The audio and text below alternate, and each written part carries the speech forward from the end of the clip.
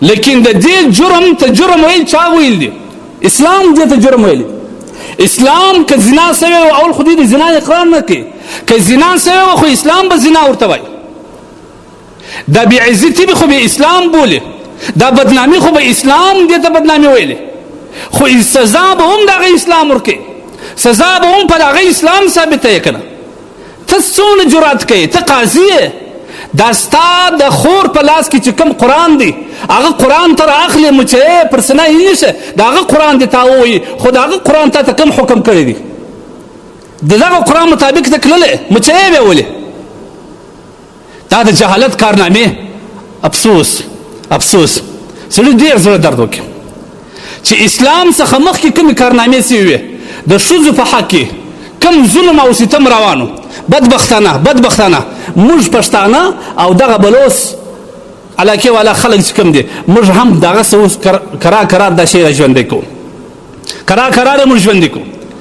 هغه معاشرې ته چې 1400 کاله مخکې الله قرآن راواستوي، پیغمبر خدا صلی الله علیه وسلم یې راواستوي، هغه په خپلو هرڅو، په خپلو قربانیو، په خپلو دعوت باندې هغه د جهالت تیارې ختمې کړلې. نن 1400 کاله ما بعده هغه تیارې، هغه کارنامې، هغه ظلمونه ما ورته په څوک ویلو. صحیح د زمام جرم دی، ناکده غلط کار شوی دی. د دې غلط کار ته چا غلط ویلو؟ خو اسلام به غلط ورته ویلي. جرم و سزا یې اسلام ته پرېږده. بېعزتي یې ستا کړی دی، دې بېعزتي ته بېعزتي چا ورته ویل؟ خو اسلام ورته ویل کړه. سزا یې هم اسلام ته پرېږده. سزا ته ولې ورکوې؟ قرآن تا ته دا حق در کړی دی، اسلام دا حق در کړی دی، نو خو ته د تربورګروۍ په وجه کې، ته د غیرت په نامه یې کې، ته د ډېرو سختو ګناهو مخامخ شوې، ستا په خپل لاس ځان ته جهنم حلال کوي. یو انسان ناحقه وژل قرآن دا وایي لکه ټول انسانیت چې ختم کړي. او واورئ نن ورځ تر بله زموږ د خپلو خوندو او دغه رقم د مندو په حق کې ظلم ورځ په ورځ زیاتېږي. د دغه خور سره زموږ ظلمونه زیاتېږي. د دې خور نکاح ما ورته ځنډولې ده، دې خور ته 10 رشتې راغلي دي، ما ورته جواب کړی دی د خپل شخصي مفاد په خاطر پاتې. زما او ستا دغه خور ما ورته د میراث ایستلې ده. عجبه وخت سو ښه په عام مجلس کې وایي زما خور ډېر لایقه ښځه وه، ما ته خپل حق راوبخښئ. و بې غیرته یو وخت ولې داسې نه اوسه چې تا خپل حق خپلې خور ته وبخښلی وای، سره د دې چې ته ځوان یې، نارینه یې، د باندې وځې، کسب لرې، راوتلی سې، خواري کښلی سې، تا یو وخت داسې نه وکړه چې دا خپل در حق و خور ته ورتېر سې چې ما خور یې در بخښلی دي، ته خو د باندې نه سې راوتلی، ستا هغه مېړه خو مسکین دی، ته خو اولاد نه لرې، ته زما په زندګي کې، زما په ژوند کې، زما په مال او دولت کې حق لرې، ما تا ته خپل حق در بخښلی دی، دا یې ستا، ته څنګه د خور حق غلې؟ ګورئ موږ ورځ تر بلې مخ پر هلاکت باندې روان. دومره ظلم خو اسلام د خور سره نه دی کړی. اسلام خو ښځې ته حق ورکړی. اسلام زموږ فقه دا مسله راخي که بالغ هلک او بالغه نجلۍ په رضا باندې یو کس انتخاب کړي، نجلۍ هلک انتخاب کړي، هلک نجلۍ انتخاب کړي، ممانعت به خپل قربان نه کوي الا دا چې د دې د کفر څخه علاوه. او دوم چې کله دې ته رشته راسي د دې خور سره به مشوره کوي. تا کوم وخت مشوره ورسره کړې؟ زه د دې معاشرې پلرونو غرونو ته دا خواست کوم چې ته دا پوښتنه وکړه، ستا دا خور چې نن دومره بېعزتي ته بولې، یا په خپل سر زه د کوره وځي نکاح کوي، یا د هلک سره اړیکې جوړوي، یا ټلیفونونه کوي، یا د پلانکي سره تښتي، تا دغه سوچ ولې دی چې دا زما لور یا زما خور ولې دغه شي ته مجبوره شوه؟ دا خو زما د کور ښځه ده، دا خو زما لور ده، زه عزتمن یم، زه غیرتمن یم، زه باحیا یم، زه باعفته یم، زما لور ولې بې حیا سو؟ زما بچی ولې بې حیا سو؟ دا تا د حال ته ورسوه. دا ټول ستا خپل د لاس کړنه ده.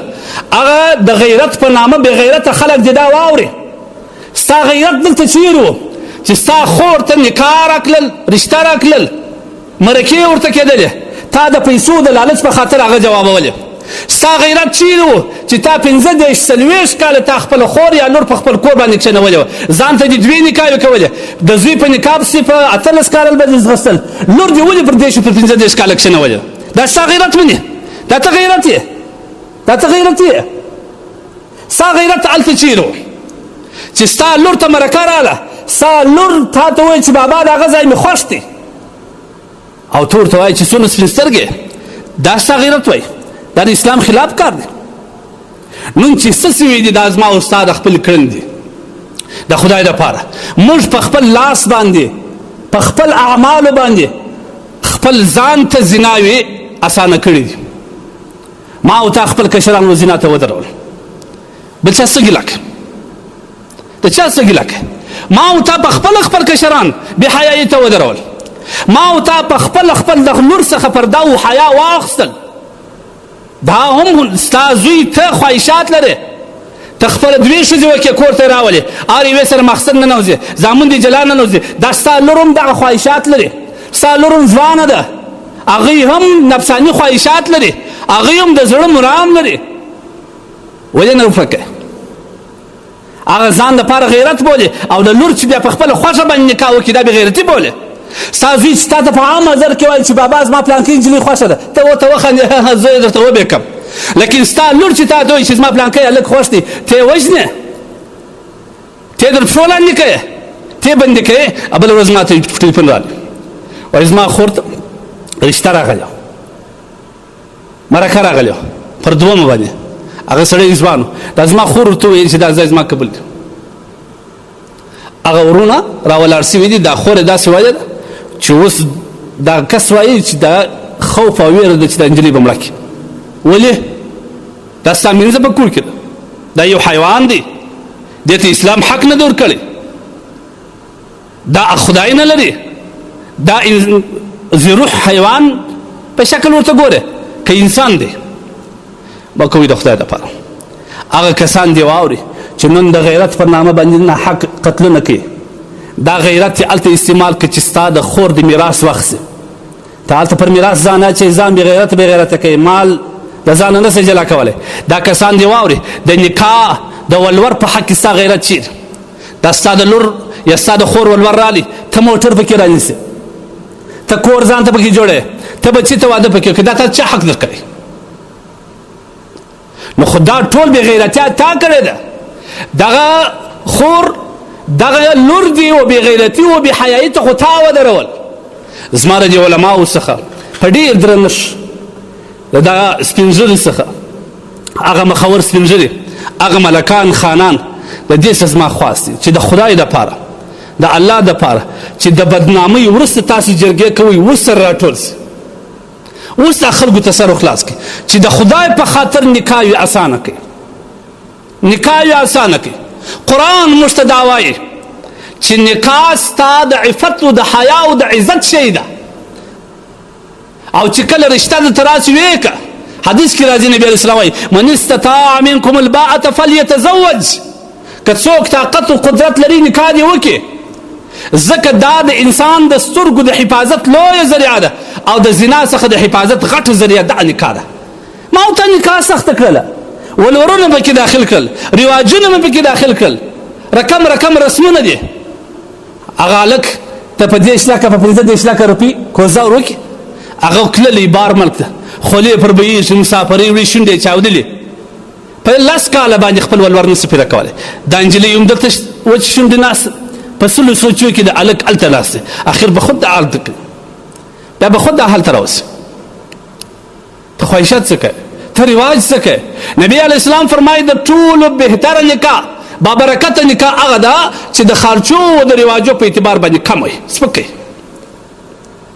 قرآن موږ ته د نکاح حکم کړی فانکحوا ما طاب لکم من النساء مثنى وثلاث ورباع او دوم دا الله وایي که چیرې تاسو نکاح ته په تاسو کې یو نکاح وکړي یا د نکاح دپاره یو کار او عمل شروع کړي ممانعت یې مه کوئ یو خورکۍ ده یو لور دي ده باید ته مشوره ورسره وکړي لورې کوم ځای دې خوښ دی د پلانکي ځای ته ماته ستا په باره کې مرکه شوې ده ور دې کوم که نه ته نور کوې ته یې عیب بولې وایه یاره دا خو زما د غیرت خلاف کار دی زه څنګه د لور سره مشوره وکړم اسلام څه وایي اسلام د لور د رضا بغیر د نکاح صحیح نه بولي دا مسله واورئ کم ورور کم پلار چې بالغه نجلۍ په نکاح ورکړي او د هغې رضا نه دا نکاح نه نسي سوی دا نه نسي سوی دا نکاح هېڅکله جواز نه لري نو زموږ د معاشرې رواجونه هغه بې رحمه ظالمانه رواجونه چې موږ د ښځو یا د هلکانو په حق کې کوو، زموږ هلکان زموږ زنانې نن موږ په خپل لاس د حال ته ورسوئ چې نن به هغه زموږ د کور غورځي. دا به لا واوري دا په زرهاو نه په لکاو دي. د پلانکي لور ولاړل، د پلانکي لور وغورځېدل، د پلانکي لور په موبایل ونیول شول، د پلانکي لور د پلانکي سره وه. دا به نور هم واورې، دا ټول زما سره وچ او دا هم واوره. نبي علیه السلام فرمایي که چیرې چا د خپل زوی بالغ زوی نکاح نه کول، زوی الله ورکړي، فاذا بلغ کله چې هغه بالغ شو ولم یزوج، هغه ته واده نه ورکوي، په کومه ګناه کې چې هغه واقع شو دا ګناه د پلار هم د غوی ده.